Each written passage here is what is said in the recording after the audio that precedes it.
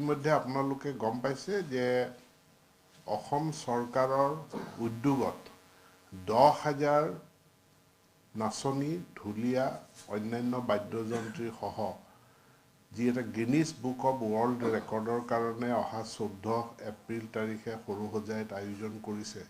ইয়াৰ বাবে এখন cabinet committee গঠন কৰি দিয়া হৈছিল। জয়ন্ত মল্ল বৰুৱা, বিমল বৰা আৰু মই। সেই কেবিনেট কমিটিখনো ইতিমধ্যে কাম কাজ আৰম্ভ কৰিছে আৰু ইয়াৰ ৰিহাৰ্চেল প্ৰাথমিক হৈ গৈছে। 5 দিন ধৰি 10,000 শিল্পী তেওঁলোক গুৱাহাটীত বাহৰ পাতি থাকি তেওঁলোকে আখৰাখিনি কৰিব আৰু 14 তাৰিখৰ দিনা আমি এই পাৰফৰ্মেন্সটো গিনিছ বুক অফ ৱৰ্ল্ড ৰেকৰ্ডৰ কাৰণে সৰুসজাই ষ্টেডিয়ামত কৰিম। মাননীয় প্ৰধানমন্ত্ৰী ডাঙৰীয়াক আমি আমন্ত্ৰণ জনাইছোঁ এই ঐতিহাসিক মুহূৰ্তটোৰ সাক্ষী হ'বৰ কাৰণে, তাত উপস্থিত হ'বৰ কাৰণে।